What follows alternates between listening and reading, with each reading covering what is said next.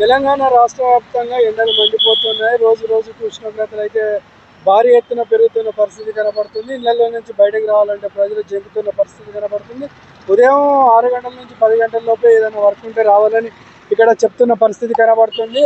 అయితే నిపుణులు ఇప్పటికే తెలంగాణ రాష్ట్ర వ్యాప్తంగా రెడ్ ఎల్లో అలర్ట్ హెచ్చరికలు అయితే జారీ చేస్తున్న పరిస్థితి కనబడుతుంది. ఎందుకంటే ఆ ఎండల్లో తిరిగితే డిహైడ్రేషన్కి గురై ఆరోగ్య పరిస్థితి క్షీణించే అవకాశం ఉన్న నేపథ్యంలో ఏదైనా వ్యాపారస్తులు కావచ్చు, ఇతరులు కావచ్చు, ఉదయం 6 గంటల నుంచి 10 గంటల లోపే తమ వర్కులు చూసుకొని ఉదయం 10 గంటలకు ఇంటికి వచ్చేయాలని చెప్తున్న పరిస్థితి కనబడుతుంది.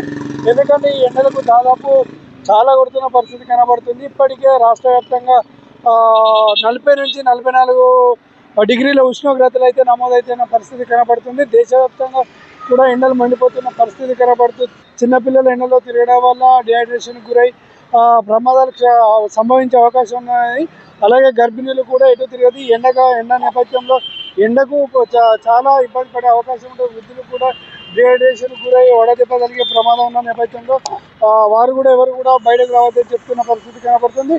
ఇప్పటికే మనం చూసుకోవచ్చు, రోడ్లపైన క్యాప్లు కానీ, అంబ్రెల్లా కానీ, హెల్మెట్ పెట్టుకొని బండ్లు నడుస్తున్న పరిస్థితి కనబడుతుంది.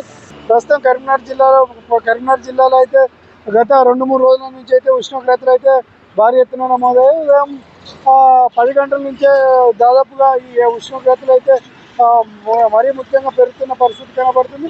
ఎండవేడి తాగలేక ఇటు పక్షులు, జంతువులు కూడా ఇబ్బంది పడుతున్న అవకాశం కల్పిస్తుంది. కాబట్టి ఎవరైనా ఎండకు బయటకు వస్తూ ఖచ్చితంగా అంబ్రెల్లా కావచ్చు, అలాగే ఒక రుమాల్ లాంటి ఏదైనా రుమాల్ కానీ ఇతర వస్తువులు వాడాలని చెప్తున్న పరిస్థితి కనబడుతుంది. ఎందుకంటే ఖచ్చితంగా ఎండలకు వచ్చే వారైతే ఖచ్చితంగా ఇలాంటి ప్రికాషన్స్ అయితే వాడాలని చెప్తున్న పరిస్థితి కనబడుతుంది.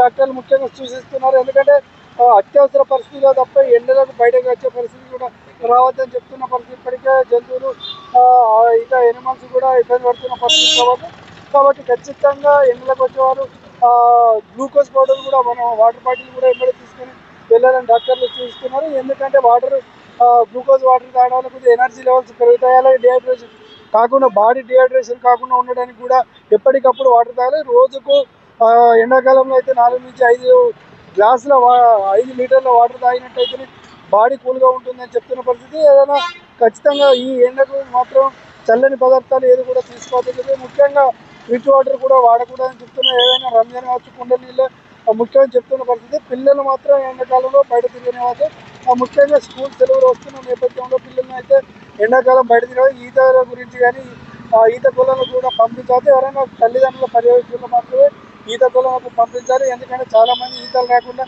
బావుల్లో, చెరువుల్లో, కుంటల్లో దిగుతున్న నేపథ్యంలో చాలామంది ఈతలు రాక మరణిస్తున్న సంభవిస్తున్న పరిస్థితి కనబడుతుంది. మనం దాన్ని అడిగి తెలుసుకునే ప్రయత్నం చేద్దాం. ముఖ్యంగా చాలా ఎండలు బాగున్నాయి సార్. బయట ఎవరు తిరగకండి. చిన్నపిల్లలకు వడదెబ్బలు లాగుతున్నాయి. విపరీతంగా ఉన్నాయండి. మొత్తం చాలా డేంజర్ ఉన్నాయి. ఎవరిని మాది ఇక్కడ దేవకపల్లి సార్.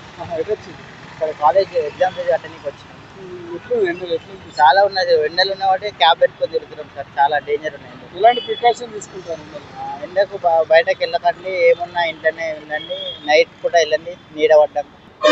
చాలా ఎక్కువ ఉంది. ఈ మధ్య ఒక 4-5 డేస్ నుంచి మాత్రం చాలా ఎక్కువ ఉంది. ఎక్కడ ఎట్లా డ్యూటీ ఇబ్రహీంపట్నం మండలం వెమ్లపూర్తిలో హెడ్ మాస్టర్ అండి. చాలా ఎక్కువ ఉంది అసలు. భరించడం అంటే ఇట్లా ఒకసారి ఎక్కువగా వాటర్ తీసుకుంటున్నాం కాబట్టి బస్సులో వెళ్తున్నాను. బస్కి ఇంకా వేడి కలిపి వేడి ఇంకా చాలా ఎక్కువ అవుతుంది. అంటే ఎన్ని డిగ్రీలు అది తెలిసి 42 43 వరకు. అంటే ఏమైనా ప్రికాషన్ తీసుకుంటాను. ప్రికాషన్ అంటే అంతే, కంపల్సరీ క్లాత్ పెట్టుకుంటాను, క్లాత్ పెట్టుకుంటాను, వాటర్ రెగ్యులర్ అవుతుంది. చూసారుగా ఎండలకు అయితే జనాలు ఎలా ఇబ్బంది పడుతున్న పరిస్థితి జనాలు కూడా చెప్తున్నారు. ఎండలకు తాళలేక బయటకు వెళ్ళాలంటేనే భయపడే పరిస్థితి కనబడుతుందని చెప్తున్నారు.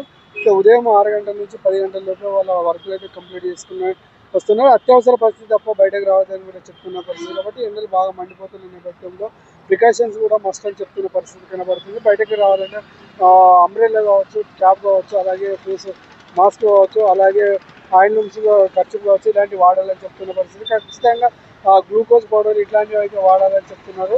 ఎందుకంటే ఎండలకు బాడీ డిహైడ్రేషన్ గురై ఇబ్బంది పడే అవకాశం ఉంది. బాడీ పూర్తిగా డిహైడ్రేషన్ అయిందనుకో ప్రమాదాలు సంభవించే అవకాశం లేకపోలేదని చెప్తున్నారు. కాబట్టి ఎండకు బయలుదేరే వాళ్ళు ఖచ్చితంగా ఇలాంటి ప్రికాషన్స్ తీసుకోవాలని చెప్తున్నారు. ముఖ్యంగా కరీంనగర్, నిజామాబాద్, ఆదిలాబాద్, ఖమ్మం ఈ జిల్లాలో అయితే ఎండ తీవ్రత అయితే ఎక్కువ ఉన్న నేపథ్యంలో ఖచ్చితంగా బయటకు వెళ్ళేవారు ఇలాంటి ప్రికాషన్స్ వాడితేనే బాగుంటుందని చెప్తున్న పరిస్థితి కనబడుతుంది.